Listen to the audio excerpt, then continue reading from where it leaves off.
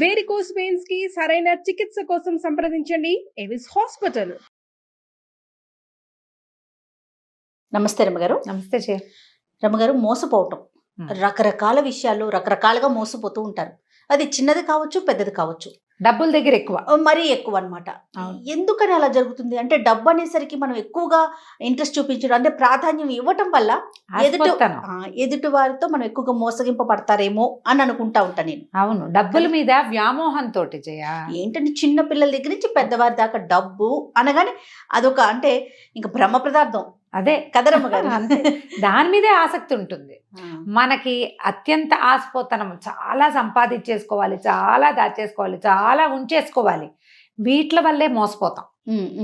అసలు మోసం చేయటానికి జనాలు ఎంత నమ్మిస్తారంటే, చాలా నమ్మితే కానీ మోసం చేయలేరు కదా జయ. ఎప్పుడు చూడు మనకి ఏమిటంటే, ఏమనాలి దాన్ని సరిగ్గా చెప్పాలంటే, అదేం విడిగా ఉండదు ఆ పదార్థం. మనం బాగా నమ్మితేనే మోసం చేయగలుగుతారు. మనం ఎవరిని బాగా నమ్ముతాం? బాగా ఎస్టాబ్లిష్డ్గా ఉన్న వాళ్ళని కదా.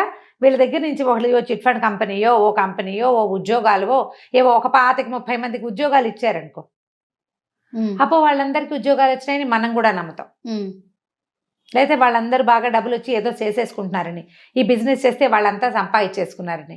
ఈ మోసం చేసేవాడు ఏం చేస్తాడు? సాధారణంగా బాగా ఎస్టాబ్లిష్ చేస్తాడు, 2-3 ఏళ్ళు నమ్మిస్తాడు. జనాలు నమ్మిన కొందికి వాడికి మోసం చేసే అవకాశాలు పెరిగిపోతాయి. అంతే.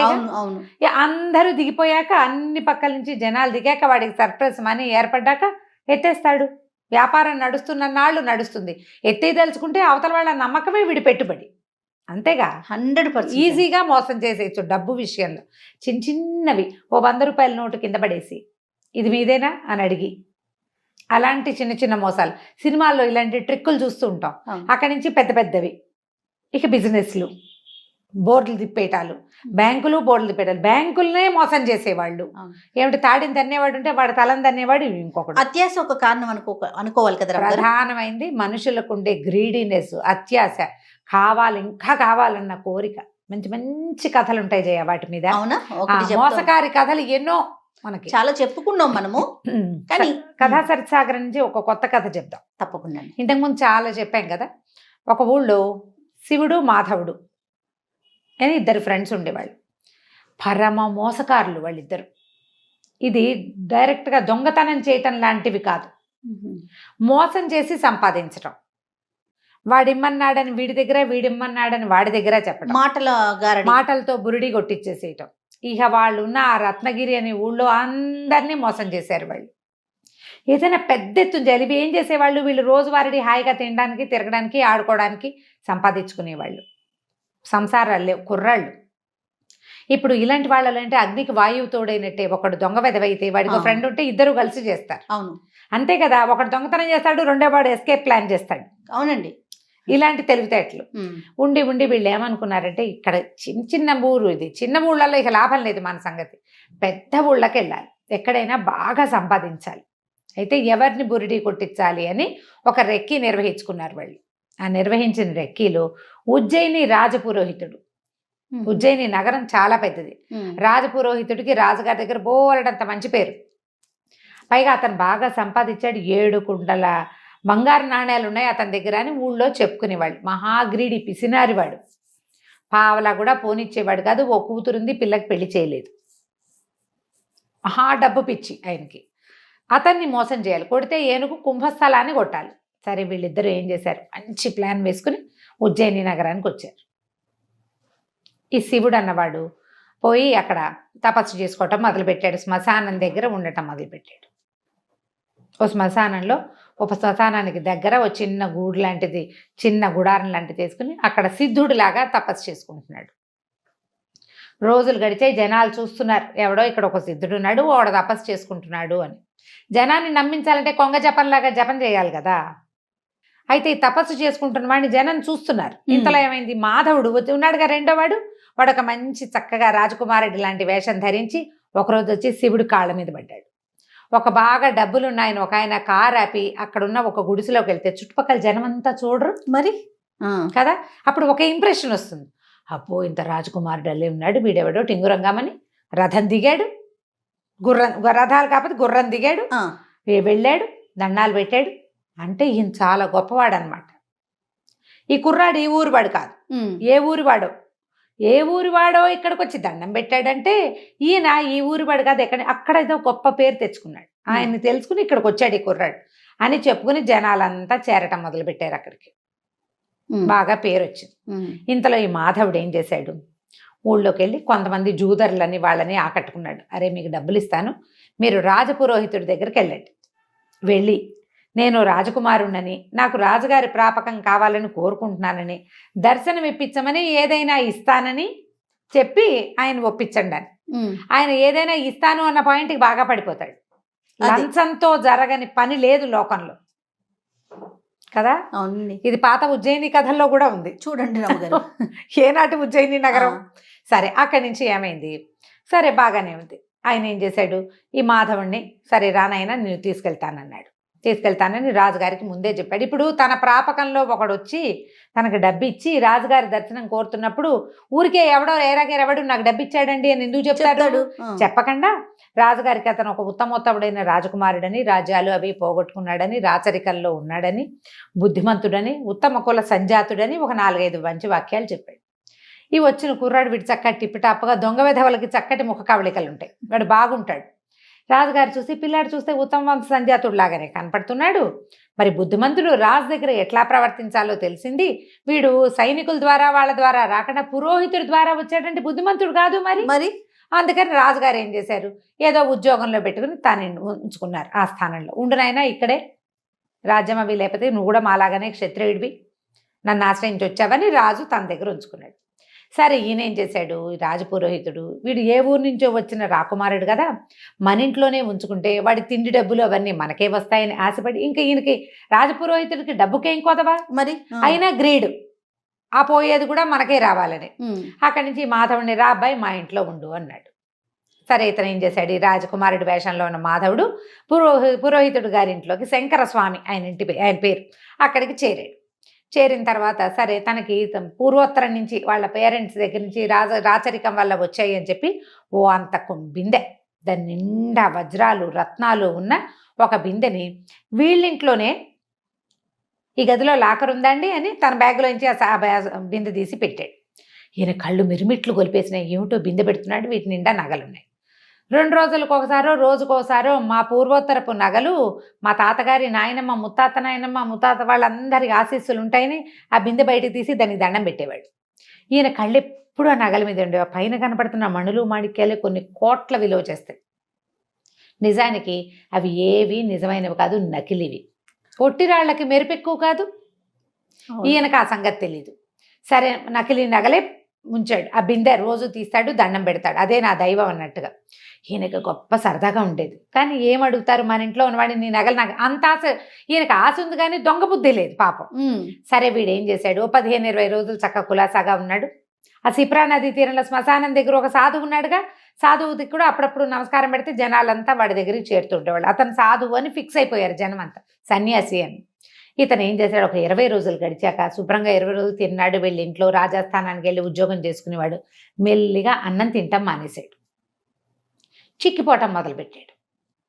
డైటింగ్ చేస్తున్నాడు అనమాట. చూసిన వాళ్ళంతా ఏమిటైనా చిక్కిపోతున్నావు, వచ్చినప్పుడు చక్కగా పుష్టిగా ఉండేవాడివి అని అడగటం మొదలుపెట్టారు.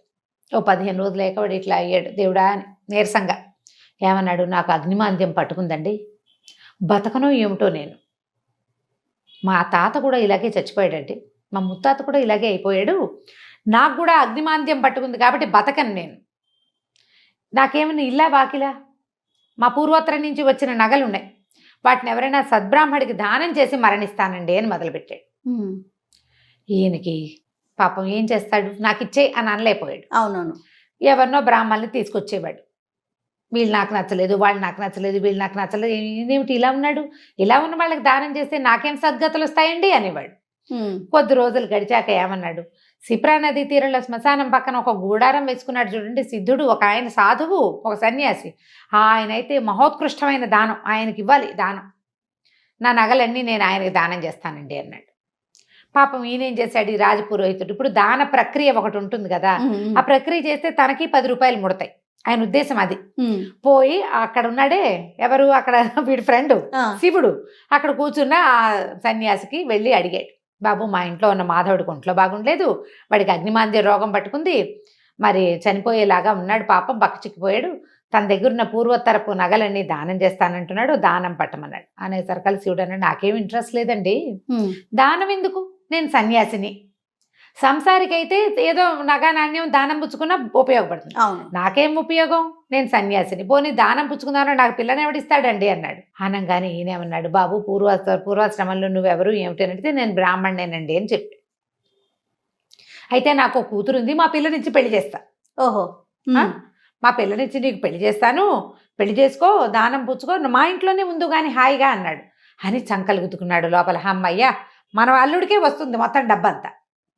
సరే ఈయన కాసేపు నసిగి గునిసి, సరేలేండి పాపం ఆయన ఎవరో వర్ణాసన్నుడుగా ఉన్నవాడి కోరిక తీర్చాలి, తమరింత పెద్దవారు ఇంత మాట అన్నారు, కన్యాదానం కూడా చేస్తామంటున్నారాయే, అలాగే లేండి అన్నాడు.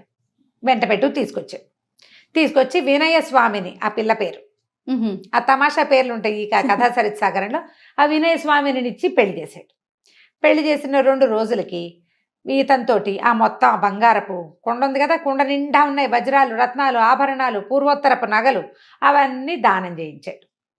అయితే ఇతనేమన్నాడు, ఈ నగల సంగతి నాకేం తెలుస్తుందండి, మీరే దాచండి అని మావగారి చేతిలో పెట్టాడు శివుడు. మాధవుడు ఆ రోజు నుంచి అన్నం తింటాం మొదలుపెట్టాడు. నెల తిరిగేసరికి చక్కగా నున్నగయ్యాడు. దానం చేసిన ఫలితం వల్లే ఆరోగ్యం చేకూరింది. అంతేగా మనం గుళ్ళో పూజ చేస్తే ఆరోగ్యం చేకూరుతుందని చెప్పుకుంటాం కదా, మందు పట్టించిందనం మనం పూజ చేయటం వల్లే అంటాం. మన డాక్టర్ మంచివాడనే మాట కంటే పూజ చేయించాం, గ్రహశాంతులు చేయించాం కాబట్టి అలా నమ్ముతారు కొంతమంది. ఆ ఊళ్ళలో ఆ రోజుల్లో మరీ ఎక్కువ దానం చాలా గొప్పగా చేయించారు ప్రక్రియ. ఆయన కన్యాదానం చేశాడు, వీడు నగలు దానం చేసి ఆరోగ్యం బాగుపరుచుకున్నాడని చెప్పుకున్నారు. అక్కడి నుంచి 1-2 నెలలు గడవంగానే ఇక ఇతనేమన్నాడు అల్లుడు, ఏమంటే మీ ఇంటి మీద పడి తింటాం ఏం బాగుంటుంది, నాకు ఎట్లాగో దానం వచ్చింది నగలు, ఆ నగలు మీరే ఉంచుకోండి, దానికి తగిన వేల ఇచ్చేసేయండి, నా డబ్బులు, నాకు దానం వచ్చిన డబ్బులు నేను ఖర్చు పెట్టుకుంటానన్నాడు. అనేసరికి ఆయన ఒప్పుకొని తన దగ్గర 7 కుండల్లో డబ్బులు ఉన్నాయని చెప్పుకుంటున్నారుగా ఊళ్ళో అంతా, ఆ 7 కుండల ధనాన్ని అల్లుడు గారికి ఇచ్చాడు. నగలు తను దాచిపెట్టుకున్నాడు. అవి పూర్వపు రాజవంశపు నగలంటే కోట్ల విలువ చేస్తాయి. మన దగ్గర 7 కుండలే ఉంటాయి, దిక్కుమాలిన ముష్టివి, ఇవే ఉంది లెక్క, అది చాలా ఎక్కువ అని భావించాడు. కొద్ది రోజులైంది, శివకేశవులు ఇద్దరు ఉన్నారుగా, శివుడు మాధవుడు హాయిగా ఎంజాయ్ చేయటం మొదలుపెట్టారు. అక్కడికి ఇక్కడికి వెళ్ళిపోతారు, తింటారు, కొనుక్కుంటారు, తాగుతారు, అక్కడ ఇక్కడ జూదవాడడానికి వెళ్తారు, విహారయాత్రలకు వెళ్ళిపోతున్నారు, ఎంజాయ్ చేసేస్తున్నారు. ఇంకా కొన్నాళ్ళు గడిచాక రాజపురోహితుడికి ఏదో పెద్ద రోజువారీ జీతానికి ఆయన కొదవలేదు, రాజుగారి దగ్గర నుంచి జీతం వస్తుంది, తర్వాత ఏమో సంబారాలు వస్తాయి భోజనానికి, దానికి ఖర్చులు వెళ్ళిపోతాయి. ఒకసారి ఆయన ఏదో కొనుక్కుందాం అనుకున్నాడు, పొలమో ఏదో, డబ్బులు లేవు, క్యాష్ లేదు కదా, మరి లిక్విడ్ ఉండద్దు.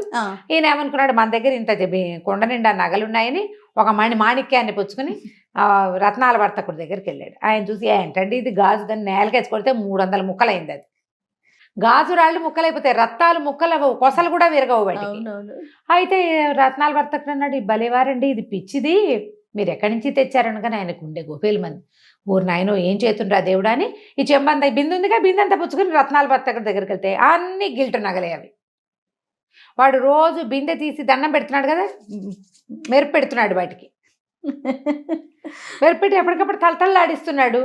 ఈయన చూసుకునేసరికి అవన్నీ పిచ్చి పిచ్చిగా ఉన్నాయి. రెండోదేమో అన్నీ పిచ్చివే, అందులో ఒక్క బంగారు వస్తువు లేదు. అక్కడి నుంచి పరిగెత్తుకుంటూ వచ్చాడు. అల్లుడిని, తీ నీ నగలన్నీ నువ్వే తీసుకో, నా డబ్బులు నాకేమంటే, ఇంకేం డబ్బులు, నువ్వు నాకు ఇచ్చావు, నేను వాడేసుకున్నావు, ఇప్పుడు నా దగ్గర ఏం లేవు, కొన్ని వ్యాపారాల్లో మదుపులు పెట్టుకున్నాం, మిగిలింది మేము వాడేసాం అనగానే ఈయన మాధవుడి మీదకి తిరిగాడు. నువ్వే కదా నాకు దానం ఇచ్చావు, నువ్వు ఇచ్చిన నగలన్నీ తప్పు, అవన్నీ పిచ్చి నగలంటే నాకేం తెలుసు, మా వాళ్ళు ఇచ్చిన నగలు నాకు తెలియదు అన్నాడు. అనేసరికి లబో దిబోమంటూ ఈ శంకర స్వామి గారు రాజపురోహితుడు రాజుగారి దగ్గరికి పరిగెత్తాడు. ఈ నగలు ఎక్కడవయ్యా అంటే అల్లుడివి, అల్లుడికి ఎక్కడవంటే దానం ఇచ్చాడు, ఎవరిచ్చారు, నేనే ఇప్పించాను. అక్కడి నుంచి రాజుగారు ఈ నేరంలో సంబంధం ఉన్న మిగిలిన 2 కూడా పిలిపించాడు. అల్లుడేమంటాడు, నాకు నగ నాణ్యం ఏమీ తెలియదండి, నేను అసలు సన్యాసిని, ఈయనే దానం ఇప్పిస్తాను అని చెప్పి నాకు పిల్లనిచ్చి పెళ్లి చేసి దానం ఇప్పించాడు, నాకు నగల సంగతి తెలియదని మొదటి రోజునే మా మామగారికి అప్పచెప్పాను లేదా అడగండి అంటే అప్పచెప్పాడు. అక్కడి నుంచి మాధవుడిని అడుగుతారు. మాధవుడు అంటాడు, నాకేం తెలుసండి, నేనేదో రాజస్థానం నుంచి పారిపోయి ఇచ్చేసా. మా తాత ముత్తాతల నాడు ఆ బిందె మా ఇంట్లో ఉండేది, నేను ఆ బిందె తెచ్చుకున్నా. అది బంగారుదో టింగారుదో నాకు తెలీదు. నేను ఏనాడు వాటిని అమ్మడానికి ప్రయత్నం చేయలే. పెద్దవాళ్ళ జ్ఞాపకార్థం ఉంచుకున్నా. చచ్చిపోతానని దానం ఇచ్చాను. అది బంగారం అని భావించి కాదు, మా తాత ముత్తాతల ఆస్తిగా భావించా. అందులో ఉన్నది బంగారమో కాదో నేనేనాడు పరీక్షించాల, నాకు తెలియదు. ఓకే, రాజుకు అర్థమైంది వీళ్ళిద్దరూ మోసకారులే. మధ్యలో మోసపోయిన వాడెవడు? రాజపురోహితుడు. ఎందుకు మోసపోయాడు ఆయన? కేవలము రాజపురోహితుడి యొక్క లోభ బుద్ధి వల్ల. ఆ కావాలన్న ఆశ కొద్దీ, నాకు మగపిల్లలు లేరు, నాకు డబ్బులు ఎందుకు, పిల్లకి పెళ్లి చేస్తే దాని దారిన వెళ్ళిపోతుంది అన్న ఊహ చెయ్యకుండా, నిత్యము రాజస్థానంలో మంచి పదవిలో ఉండేవాడిని, నాకు డబ్బాస ఎందుకు అనుకోలే, కట్టుకుపోతానా దీన్ని అనుకోలే. చివరికి ఏమైంది? ఆయన ఎప్పటి నుంచో దాచుకుని సంపాదించింది మొత్తం ఊడాయించేశారు. గట్టిగా అడిగితే నీ పిల్ల నాకు వద్దు వెళ్ళిపోతానంటాడు అల్లుడు. ఏం చేస్తారు? నోరు గట్టిగా మూసుకుని రాజుగారు కేకలేశారు. అబ్బాయిలిద్దరిని వదిలేశారు. వాళ్ళు హ్యాపీగా ఎంజాయ్ చేశారు. తర్వాత ఇట్లాగే కథలు నడుస్తూ ఉంటాయి.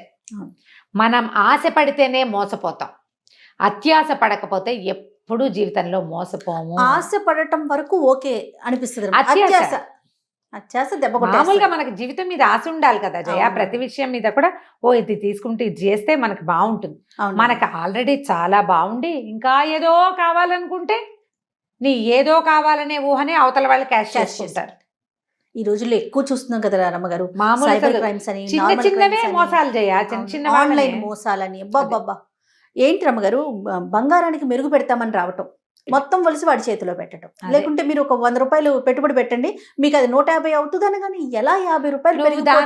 అది చెప్తున్నావు జయ. కోటీశ్వరులు ఒక లేడీని నమ్మి ఇంకా ఎక్కువ వడ్డీ కోసం, మరి ఆవిడ ఎన్ని కోట్లకి కుచ్చుటోపి పెట్టి వాళ్ళకి డబ్బులు తక్కువ.